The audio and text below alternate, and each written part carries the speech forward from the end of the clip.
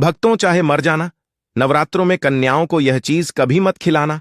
व्रत टूट जाता है, मां दुर्गा क्रोधित हो जाती है। भक्तों, नवरात्र कन्याओं को समर्पित है। कन्या पूजन करने से हमारे अगले पिछले पाप, राहु दोष, पितृदोष, काल सर्प दोष, गरीबी का दोष और हमारी समस्त पीड़ा दूर होती है। दुख दर्द दूर होते हैं, हर कष्ट दूर होते हैं, गृह क्लेश हमारे जीवन से हमेशा के लिए दूर हो जाते हैं। कन्या पूजन को गरीब से गरीब व्यक्ति को भी अवश्य करना चाहिए। भक्तों, देखिए, कन्या पूजन 2025 में चैत्र नवरात्रि में कब करना है, आइए अब वह भी आपको बता देते हैं। आपको बता दें, 4 अप्रैल दिन शुक्रवार को सप्तमी तिथि मनाई जाएगी। कई लोग सप्तमी में भी कन्या पूजन करते हैं और चैत्र नवरात्र की अष्टमी 5 अप्रैल दिन शनिवार को मनाई जाएगी। और जबकि रामनवमी या नवमी 6 अप्रैल को है, आप चाहे तो अष्टमी और नवमी इन दोनों तिथियों में कन्या पूजा कर सकते हैं। सर्वश्रेष्ठ और उत्तम होता है। ऐसे में आप अष्टमी और नवमी में इन दोनों समय में कन्या पूजन हर हाल में अवश्य ही कर देना।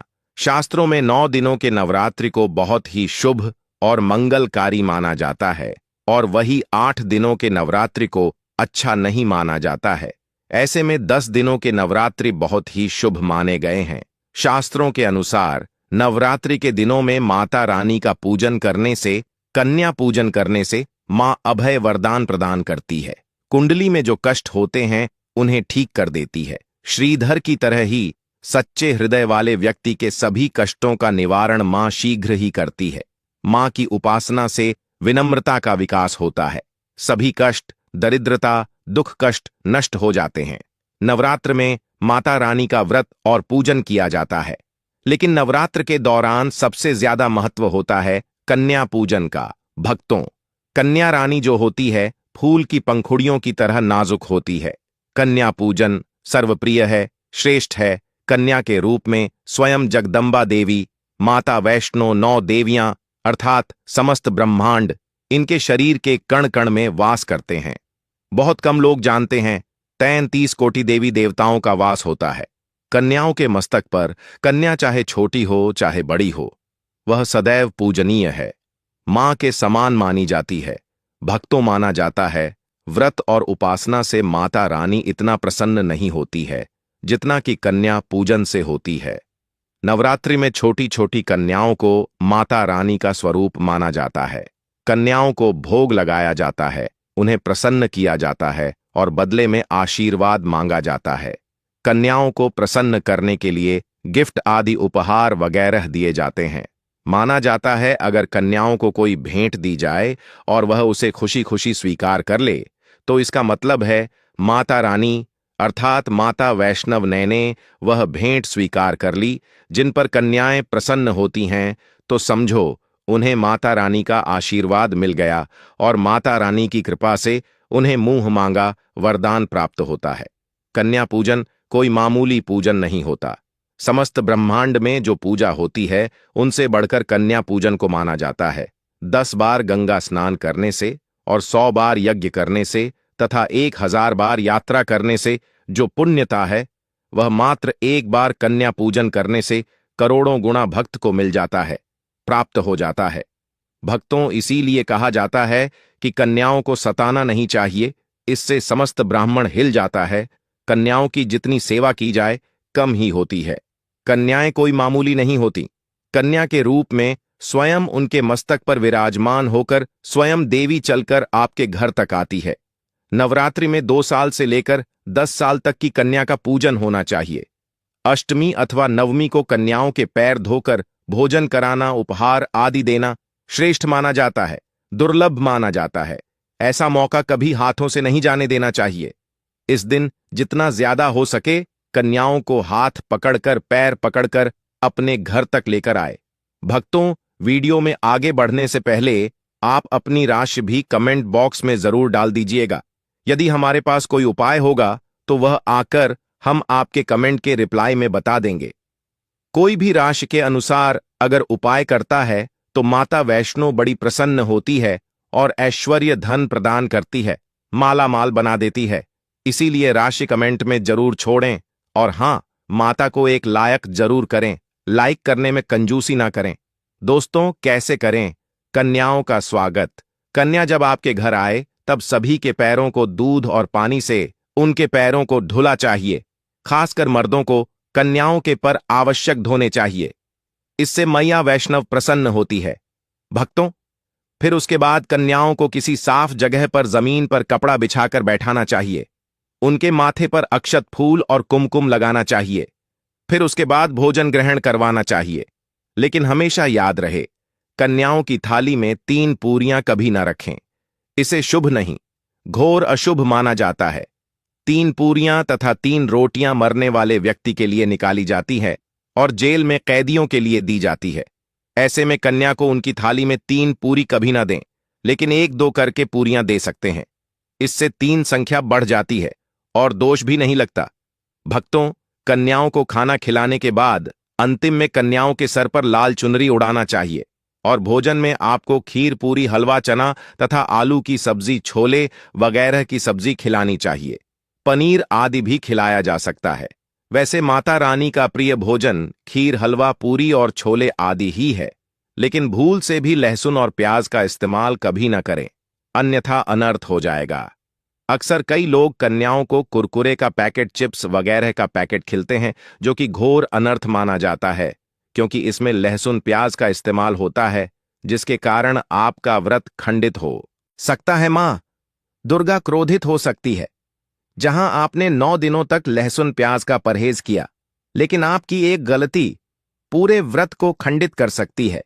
इतना भी नादान नहीं बनना चाहिए कि माता रानी रुष्ट हो जाए और कन्याओं को भी अशुद्ध होना पड़े।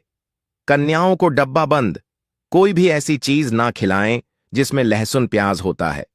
कई चीज तो ऐसी होती है मार्केट में जिसके अंदर लहसुन प्याज का इस्तेमाल होता है। ऐसा आप कभी मत करना भक्तों।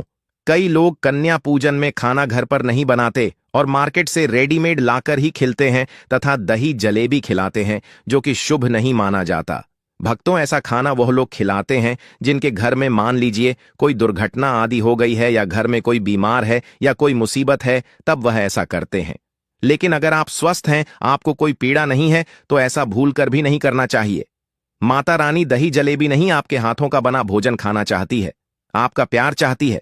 फिर चाहे आप घर में एक ही पूरी क्यों ना बनाएं माता के लिए, पर आप स्वयं ही अपने हाथों से माता रानी को भोजन खिलाएं। देखिए, भले ही आप दही जलेबी खिला सकते हैं, परंतु माता को घर का बना हुआ शुद्ध भोजन ही अति प्रिय है। खासकर नवरात्रों के दौरान घर में पक्का खाना अवश्य बनाना चाहिए। माता रानी बहुत प्रसन्न होती है। घर का बना पक्का खाना ही कन्याओं को खिलाना चाहिए। हमेशा याद रखें, कन्याओं को प्लास्टिक के बने धोने में खाना नहीं खिलाना चाहिए। ऐसे बर्तन पूजा पाठ के लिए शुभ नहीं, अशुभ होते हैं, क्योंकि प्लास्टिक के ज्यादातर बर्तन जो होते हैं जानवरों की हड्डियों द्वारा बनाए जाते हैं, इसलिए ऐसा पाप मत करना। कन्याओं को हमेशा स्टील के बर्तन या पत्तों से बने बर्तनों में ही भोजन करना चाहिए। बहुत ही शुभ माना गया है। अगर पेड़ के पत्ते में भोजन कराते हैं तो माता अभय वरदान प्रदान करती है।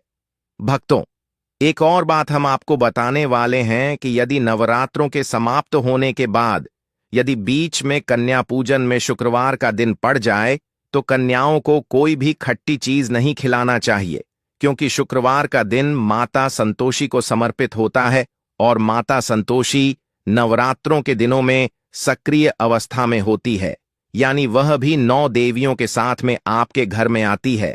इसीलिए कन्याओं को भूलकर भी शुक्रवार का दिन अगर पड़ जाए तो खट्टी चीज घर में नहीं बनाना चाहिए और कन्याओं को भी खट्टी चीज नहीं खिलाना चाहिए। घोर पाप लगेगा आपका किया कराया, सब बर्बाद हो सकता है कनोई। खट्टी चीजों से माता संतोषी रुष्ट हो सकती है, चिढ़ सकती है, आपको श्राप दे सकती है। इसीलिए नादान न बने दोस्तों, भोजन कराने के बाद कन्याओं की थाली में एक लौंग जरूर रखना चाहिए, क्योंकि लौंग देवी शक्ति तथा दुर्गा मां को बहुत प्रिय है। लौंग माता शक्ति का प्रतीक होती है। लौंग में नव दुर्गा का वास होता है। इन 9 दिनों में माता रानी को लौंग का भोग ही लगाया जाता है, तो खाना खाने के बाद कन्याओं को लौंग अवश्य अर्पित करें। माता रानी को अमृत से बढ़कर लौंग प्रिय है, इसीलिए कन्याओं को थाली में चुपचाप एक लौंग जरूर रख दें। आपका भाग्य चम जाएगा। माता लक्ष्मी आपके जीवन में धन की कोई भी कमी नहीं होने देंगी। भक्तों, आपको बता दें, कन्याओं को उपहार में क्या दें? कन्याओं को खुश करने के लिए उनकी थाली में दक्षिणा डालें, ताकि आपके घर में संपन्नता बनी रहे तथा धन की कोई भी कमी ना हो। कन्या जब आपके घर से खुशी खुशी धन लेकर जाती है, तो वह भी आपको खुशी खुशी कई गुना आपको धन प्रदान करती है।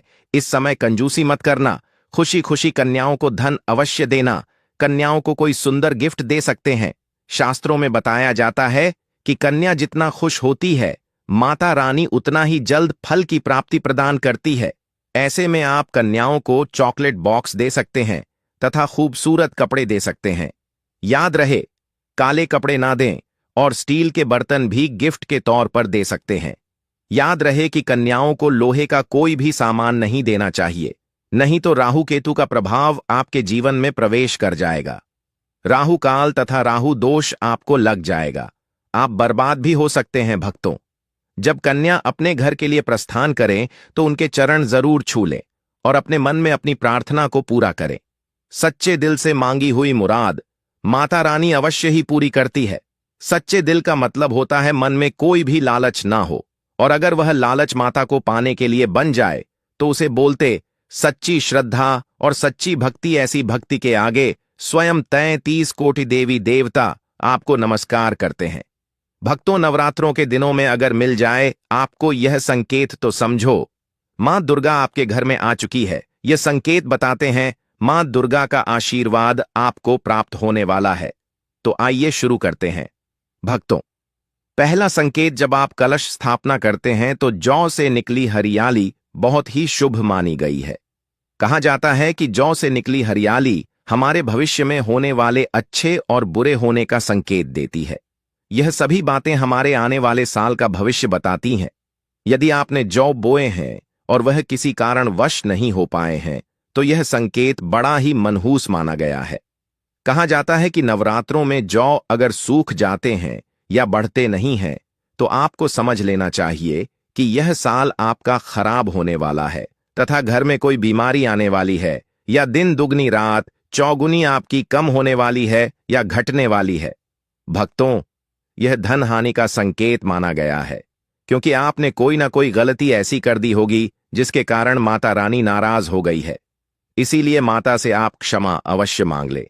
मां अपने भक्तों को अवश्य माफ करती है। एक मां ही होती है जो अपने बेटे को, अपने लाल को हर गलती पर माफ करती है। लेकिन ऐसा बेटा किस काम का जो मां से माफी ना मांगे। इसीलिए माता रानी से अपनी गलती की माफी अवश्य मांग ले। मैया वैष्णो अपने भक्तों को कभी निराश ही नहीं करती, बल्कि उन्हें धन धान्य से और खुशियों से परिपूर्ण बना देती है। और भक्तों, यदि जौ हरे भरे हो जाते हैं तो यह शुभ संकेत होता है। इससे आने वाले समय में आपको बहुत ज्यादा ही धन लाभ होगा। माना जाता है कि 1 रुपये का सिक्का या चांदी का कोई भी सिक्का का जौ के बीचों बीच में अगर मिट्टी में दबा दिया जाए तो घर में सुख समृद्धि आती है। माता लक्ष्मी दौड़ी दौड़ी चली आती है। जौ के अंदर हमेशा 1 रुपये का सिक्का अवश्य डालना चाहिए। जौ को खाली नहीं रखना चाहिए, उसमें धन वगैरह अवश्य डालना चाहिए। इससे माता का आशीर्वाद सदैव परिवार पर बना रहता है और जीवन में कोई भी संकट नहीं आता है। खाली जो मतलब धन भी खाली, खुशियां भी खाली ही मिलेंगी। भक्तों, नंबर 2, यदि आपकी नींद नवरात्रों के दौरान सुबह 4 बजे के आसपास खुलती है तो इसे बड़ा ही शुभ संकेत माना जाता है, क्योंकि यह समय ब्रह्म मुहूर्त कहलाता है। इस समय देवी शक्ति अपने सच्चे भक्तों को ही जागती है। इस समय उठाना मतलब माता की कृपा प्राप्त करने के बराबर माना गया है। यह संकेत बताते हैं कि माता की सच्ची भक्ति का प्रभाव आपके ऊपर हो चुका है और माता रानी आपको जल्दी ही कोई खुशखबरी देने वाली है। मां आपकी सच्ची भक्ति से बहुत खुश हैं। क्यों भक्तों, नंबर 3, यदि नवरात्रि में आपका मन प्रसन्न होने लगे, पूजा पाठ में आपका मन लगने लगे, पूजा करते समय मन का शांत होना, यह दर्शाता है कि आपको बहुत जल्द मां की कृपा प्राप्त होने वाली है। माता रानी आपकी भक्ति से बहुत खुश है। आपकी भक्ति माता रानी को आनंद दे रही है। ऐसे व्यक्ति को समझ जाना चाहिए कि उसके जीवन में अब अच्छा समय आने वाला है। भक्तों, नंबर 4, नवरात्रों के दौरान अगर मां के गले से फूल गिर जाएं तथा जौ के हरे भरे पत्ते अगर बिन हवा के हिल जाएं तो इसे अति उत्तम माना गया है। यह संकेत बताता है कि माता रानी का आगमन आपके घर में अस्थायी रूप से हो चुका है। आपको माता लक्ष्मी की कृपा प्राप्त होने वाली है। यह संकेत कुछ खास लोगों को ही दिखाई देते हैं। माना जाता है कि पूजा करते समय अगर धुआं अधिक बढ़ जाए तो इससे यह पता चलता है कि आपके घर से गरीबी हमेशा हमेशा के लिए जाने वाली है। भूत प्रेत आत्माएं अब आपके घर से हमेशा के लिए जाने वाले हैं। पूजा करते समय धुएं का अधिक होना बहुत ही शुभ और मंगल कार्य माना गया है। ये संकेत भविष्य में अच्छे परिणाम को दर्शाते हैं। भक्तों, नंबर 5, द्वार पर गाय का आना। वेदों में बताया जाता है कि नवरात्रि के दौरान गाय माता का घर में आना बड़ा ही शुभ संकेत माना गया है। नवरात्रि में द्वार पर गाय का आना अत्यंत शुभ है। यदि आपके भी द्वार पर गाय आती है तो गाय के माथे पर कुमकुम लगाना ना भूले तथा गाय को रोटी जरूर खिलाएं। इससे मां दुर्गा अत्यंत प्रसन्न होंगी और आपकी झोली खुशियों से भर देंगी। द्वार पर गाय का बार बार आना भी जीवन में आने वाले अच्छे संकेतों की ओर इशारा करता है। भक्तों, नंबर 6, सपने में शेर का दिखाई देना। अगर आपके सपनों में मां दुर्गा दिखाई देती है, अर्थात कोई भी देवी अगर आपके सपनों में दिखाई देती है तो बड़ा ही शुभ माना गया है। नवरात्रों के पावन अवसर पर माता के दर्शन किसी खास भक्तों को ही होते हैं। यह सपने कभी किसी को शेयर मत करना। यदि माता की सवारी तथा शेर रात्रि में सपने में बार बार दिखाई देता है तो मां दुर्गा आपसे प्रसन्न है। यह संकेत बताते हैं कि जल्द ही आपकी कोई मनोकामना अवश्य पूर्ण होगी और आपके शत्रुओं का नाश हो जाएगा। शत्रु आपके नाम से ही थर थर कांपने लगेगा। मां दुर्गा का वाहन शेर है, इसलिए नवरात्रि में शेर का दिखाई देना अत्यंत शुभ संकेत होता है। भक्तों, नंबर 7, यदि कोई छोटी कन्या आपको सुबह सुबह लाल वस्त्र धारण किए हुए दिखाई देती है तो आपने साक्षात मां दुर्गा के दर्शन किए हैं।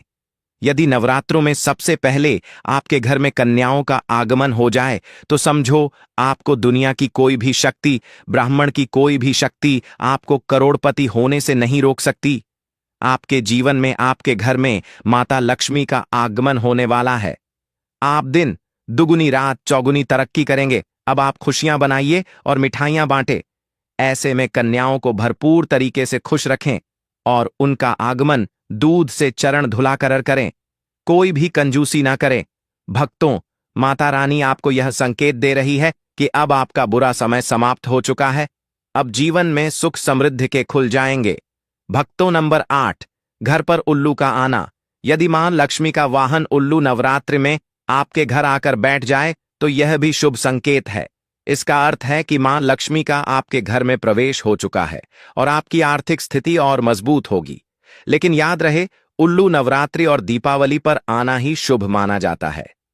भक्तों, नंबर 9, यदि ब्रह्म मुहूर्त के समय यानी सुबह के 4 बजे के आसपास घंटियों की आवाज सुनाई दी जाए या शंख की आवाज सुनाई दी जाए तथा कोई भजन सुनाई दे जाए तो बड़ा ही शुभ संकेत माना गया है। इससे यह पता चलता है कि माता रानी आपकी भक्ति से बहुत प्रसन्न है और आपके जीवन में सभी नकारात्मकता का नाश होने वाला है तथा माता लक्ष्मी की कृपा आपको प्राप्त होने वाली है।